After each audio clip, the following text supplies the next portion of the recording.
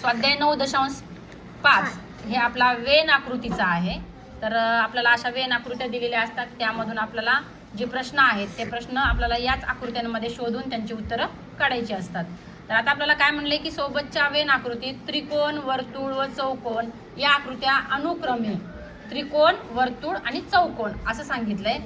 अनुक्रमे इंग्रजी, विज्ञान व गणित म्हणले. आता जसं या ठिकाणी दिलेलं आहे त्रिकोण आधी, तसं या ठिकाणी त्रिकोण काय असणार आहे? इंग्रजी असणार आहे. आपण इथं लिहून घेऊ, हे इंग्रजी आहे. त्याच्यानंतर काय म्हणले आपल्याला? वर्तुळ. वर्तुळ काय असणार आहे? विज्ञान. वर्तुळ हे विज्ञान असणार आहे. आणि शेवटचा हा चौकोन गणित असणार आहे. सगळ्यांना माहित झालं, हे इंग्रजी आहे, हे विज्ञान आहे आणि हे गणित आहे. आता प्रश्न पहिला आपल्याला काय विचारलाय त्याच्यावर की किती विद्यार्थ्यांना फक्त गणित व इंग्रजी हे दोन विषय आवडतात? गणित आणि इंग्रजी म्हणजे या त्रिकोणामधला आणि हे चौकोनामधला. तर किती विद्यार्थ्यांना गणित आणि इंग्रजी आवडते म्हणून सांगितले आपल्याला बघा. म्हणजे दोन्ही मध्ये असलं पाहिजे, गणित आणि इंग्रजी मध्ये असलं पाहिजे ते. तर या ठिकाणी आपल्याला कुठं दिसत आहे? 5. या ठिकाणी 5 म्हणजे 5 हे चौकोनामध्ये आहेत आणि त्रिकोणामध्ये आहेत. आणि या ठिकाणी तुम्ही म्हणाल 4, तर 4 हे कशामध्ये आहेत? वर्तुळामध्ये आलेले आहेत. ते 2 सुद्धा वर्तुळामध्ये आलेले आहेत. चौकोनात तर नाही, चौकोनामध्ये 9 आहे पण वर्तुळात आहे, विज्ञान मध्ये पण आहे. आणि 15 हा एकटाच फक्त गणित आवडणारा आहे. पण 5 हा अंक कसा आहे की त्रिकोणात आणि चौकोनात दोन्ही मध्ये आहे. म्हणून गणित आणि इंग्रजी हे दोन विषय आवडणारे 5 विद्यार्थी आहेत. म्हणून पर्याय क्रमांक 1 हे आपलं उत्तर राहणार आहे.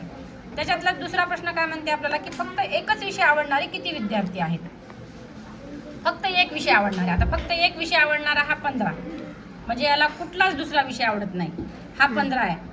याच्यामध्ये 11 आहे आणि हे 18 आहे. म्हणजे 18, 11 आणि 15 ची जर आपण बेरीज केली, 11 आणि 15 यांची बेरीज 6, 8 आणि 6 14, 14 4 हाताला 1, 1 2 3 1 4 म्हणजे 44. म्हणजे 44 विद्यार्थी या ठिकाणी एकच विषय आवडणारे आहेत. कळलं का? म्हणजे या कुठल्या ह्याच्यामध्ये आले म्हणजे विषयामध्ये आले नाहीत. म्हणजे हा एकटे इंग्रजीचे 18, गणितच आवडणारे 15 आणि 11 विज्ञानच आवडणारे आहे. आता परत नंतर आपल्याला तिसरा प्रश्न काय म्हणते की 9 ही संख्या काय दाखवते? आता ही 9 ही संख्या कशा कशात आलेली आहे? चौकोनामध्ये आलेली आहे आणि वर्तुळामध्ये आहे. म्हणजे यांना गणित आणि विज्ञान हे दोनच विषय आवडणारे विद्यार्थी 9 आहेत. म्हणजे या ठिकाणी कुठं आहे? विज्ञान व गणित आवडणारे विद्यार्थी आहेत. म्हणून पर्याय क्रमांक 3 हे आपलं उत्तर आहे. प्रश्न चौथा काय म्हटलेला आहे बघा. सोबतची आकृती काळजीपूर्वक पहा व प्रश्नाचे उत्तर पर्यायातून निवडा. षटकोन, त्रिकोण व वर्तुळ या तिन्ही मध्ये असणारा अंक कोणता आहे? आता हा षटकोन आहे, त्रिकोण आहे, वर्तुळ आहे. या तिन्ही मध्ये असलेला अंक कोणता आहे? 7. कारण 7 म्हणजे त्रिकोणात आहेत, वर्तुळात आहेत आणि या षटकोनातही आहेत. बाकी 12 तर त्रिकोणात आहेत, 9 त्रिकोणामध्येच आहेत, 3 हे वर्तुळातच आहेत आणि त्याच्यानंतर 8 हे षटकोनामध्ये आहेत आणि वर्तुळामध्ये आहेत. कळालं का? मग बाकी त्रिकोणात आलाय का? नाही. पण तिन्ही मध्ये आलेला अंक हा 7 आहे. म्हणून पर्याय क्रमांक 3 आपलं उत्तर आहे. आता प्रश्न 5 ते 7 साठी सूचना आहेत. पुढील आकृतीचे निरीक्षण करावं, प्रश्नांची उत्तरे पर्यायातून निवडा. आता 5 काय म्हणते? लेखक नसलेल्या शिक्षकांची संख्या किती आहे? या ठिकाणी लेखक, वादक आणि शिक्षक आहे. आपल्याला काय सांगितलंय की लेखक नसलेल्या शिक्षकांची संख्या सांगितली, म्हणजे तो ह्याच्या चौकोनामध्ये नसलेलाच पाहिजे आपल्याला. या ठिकाणी हे जे 11 आहेत, हे 9 आहेत आणि हे 24 आहेत. 11, 9 आणि 24 चीच बेरीज करायची, कारण चौकोनातले कुठलाच घ्यायचा नाही, कारण चौकोनामध्ये सगळे लेखकांची संख्या गेलेली आहे. म्हणून 11, 9, 24 ची जर आपण बेरीज केली, 11 अधिक 9 बरोबर 20 आणि हे 24 अधिक 24 44. तर या ठिकाणी 44 कुठे आहेत? पर्याय क्रमांक 4 मध्ये आहेत. म्हणून हे उत्तर आपलं येतं. आता 6वा प्रश्न काय म्हणले? शिक्षक असलेल्या किती व्यक्ती वादक आहेत पण लेखक नाहीत? आता शिक्षक कुठे आहेत? इथं आहेत. शिक्षक असलेले जे व्यक्ती आहेत हे वादक आहेत म्हणजे हे वर्तुळामध्ये असावेत पण ते चौकोनामध्ये नसावेत, कारण ते शिक्षक आपल्याला पण लेखक नाहीत म्हटले. लेखक या ठिकाणी ते चौकोनामध्ये नसावेत. वादक आणि शिक्षकच दोघच जण असावेत. हे म्हणजे वर्तुळामध्ये आणि चौकोनामध्येच असलेल्या संख्या कुठे आहेत बघायचं आपण. चौकोनामध्ये ते नसावेत. या ठिकाणी आपल्याला फक्त इथं आणि इथंच बघावं लागणार आहे. बघा हे 9 आहेत. 9 11 शिक्षक असलेले व्यक्ती शिक्षक असलेले व्यक्ती वादक आहेत पण लेखक नाहीत. शिक्षक असलेले व्यक्ती कोण आहेत तिथले 24 8 6 9 आहेत. बरोबर आहे. हो. एवढे जे शिक्षक आहेत हे काय म्हटलेलं आहे, हे व्यक्ती जे आहेत हे वादक आहेत, या वर्तुळात आहेत पण ते लेखक नाही, म्हणजे ह्या चौकोनात नाही. म्हणजे वर्तुळामध्ये आहे आलेले कोण आहेत हे 9च आहेत फक्त. कारण 11ला धरायला गेलं तर ते शिक्षक नाही ना 11. हा शिक्षक पण आहे आणि हा वादक पण आहे म्हणजे 9. म्हणून फक्त 9 हा आहे, म्हणजे पर्याय क्रमांक 1 हे आपलं उत्तर आहे. कळालं का? मग काय म्हणले मी ते तुम्हाला सुद्धा असाच विचार करावा लागणार आहे परीक्षेमध्ये. तुम्ही काय, तुम्हाला काय वाटतं की 11 पण आहेत की? पण 11 हे शिक्षक आहेत का? नाही ना. ते शिक्षक असलेल्या व्यक्ती म्हणून विचारले आपल्याला त्यांनी. बरोबर आहे. शिक्षक असलेले व्यक्ती हे वादक आहेत पण ते लेखक नाही. मग हे चौकोनात सगळे लेखक बसलेले आहेत. आपल्याला हे तर चौकोन सोडूनच द्यावं लागते. आहे कोण? 11 9 आणि 24 आहेत. बरोबर आहे. शिक्षक असलेले व्यक्ती वादक आहेत पण लेखक नाही.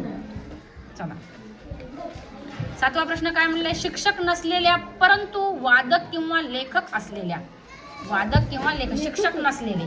आता शिक्षक नसलेले म्हणजे हे तर आपल्याला 8 9 8 6 9 आणि 24 सोडूनच द्यावे लागणार आहेत, कारण शिक्षकाला आपल्याला धरायचं नाही. शिक्षक नसल्या परंतु वादक किंवा लेखक असलेले. वादक किंवा लेखक असलेले या ठिकाणी 11 20 आणि 15 या ठिकाणी हे 3 जण आहेत. म्हणजे यांची बेरीज केली तर किती होते? 20 आणि 10 30 आणि 5 35. 35 आणि 1 36 आणि 10 46. पर्याय क्रमांक 3 आपलं उत्तर आहे. त्याच्यानंतर प्रश्न 8वा काय म्हणते आपल्याला, सोबतच्या आकृतीत खो खो खेळणारे, कबड्डी खेळणारे. आता खो खो खेळणारे, कबड्डी खेळणारे व क्रिकेट खेळणारे अनुक्रमे चौरस. आता हा चौरस अनुक्रमे अगोदर घेतलेला आहे म्हणजे खो खो आहे. हा चौरस कोण आहे? खो खो आहे. त्याच्यानंतर वर्तुळ कबड्डी आहे. वर्तुळामधले म्हणजे कबड्डी आहे. त्याच्यानंतर त्रिकोण कोण आहे? क्रिकेट. म्हणजे इथं कोण खेळणार आहे ते? क्रिकेट. तिथं त्यांनी जसा अनुक्रम लावलाय, अनुक्रमे म्हणलेत असं म्हणजे हे खेळ पण अनुक्रमे तसेच आहे. एवढं लक्षात ठेवायचं. आता बघा किती खेळाडू? फक्त 2 खेळ खेळतात.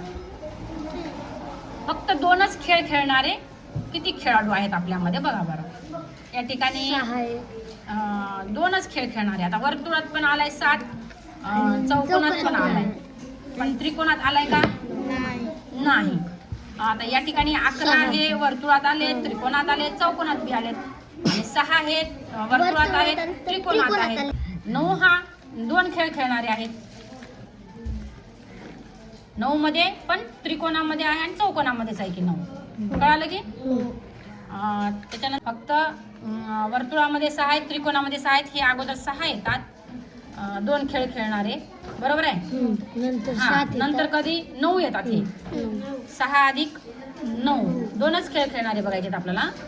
आणि हे 7 पण येतात, तर वर्तुळामध्ये आणि चौकोनामध्ये आहेत 7 आहेत. अधिक 7 बाकी 2 खेळ खेळणारे आहेत का या ठिकाणी बघा. कारण हे 11 तर चौकोनामध्ये आहेत, त्रिकोणामध्ये आहेत, वर्तुळामध्ये आहेत. पण 6 हे वर्तुळामध्ये आणि त्रिकोणामध्येच आहेत. 9 हे चौकोनामध्ये आणि त्रिकोणामध्येच आहेत. म्हणजे 9 आणि 6 हे, आणि त्याच्यानंतर 7 एक आहे वर्तुळ. आणि 9 6 15 15 आणि 7 22. पर्याय क्रमांक 4 हे आपलं उत्तर आहे. प्रश्न 9 ते 11 साठी आपल्याला दिलेल्या आहेत ह्या आकृत्या. सोबत दिलेल्या वेन आकृती पाहायच्यात. आणि 9वा प्रश्न काय म्हणलेला आहे बघा. या ठिकाणी काय म्हणले, सोबत दिलेल्या वेन आकृतीत विविध वाहनांची प्रवास करणाऱ्या लोकांची संख्या दाखवली आहे, त्यावरून विचारलेल्या प्रश्नांची उत्तरे लिहा. या ठिकाणी विमानानं करणारे म्हणजे हे वर्तुळ आहे. सायकलनं करणारा मधला वर्तुळ आहे. रेल्वेला करणारा हा वर्तुळ आहे. आणि बसनं करणारा हा वर्तुळ आहे. आपल्याला बाणं दाखवून त्यांनी वर्तुळ दाखवलेली आहेत. आता या ठिकाणी आपल्याला वेगवेगळ्या आकृत्या दिल्या नाहीत, फक्त वर्तुळच दिलेला आहे. पण आपल्याला इथं बाणानं दाखवल्यानंतर आपल्याला पाहायचं आहे की हा वर्तुळ कोणाचा आहे. मग 9वा प्रश्न काय म्हणते की बस व सायकलने प्रवास करणारे किती लोक विमानानेही प्रवास करतात? बस आणि सायकल. बसवाला हा आहे, सॉरी आपल्याला हे सायकलचा वर्तुळ हा आहे मधला आहे, कारण हा विमानाचा आहे. बस आणि सायकलने प्रवास करणारे किती लोक विमानानेही प्रवास करतात? म्हणजे ह्या विमानामध्ये सुद्धा आला पाहिजे बस आणि सायकलचा. या बस आणि ह्या सायकलचा विमानात सुद्धा आला पाहिजे. हे सायकलचा आहे. या ठिकाणी बघा हे 35. 35 हे सायकलने प्रवास करतात, बसने प्रवास करतात आणि विमानाने प्रवास करतात. बरोबर आहे. म्हणून पर्याय क्रमांक 3 हे आपलं उत्तर आहे. फक्त विमानाने प्रवास करणारे किती लोक आहेत? इथं आहे बघा हे विमान. 90. 90 लोक फक्त विमानाने प्रवास करतात.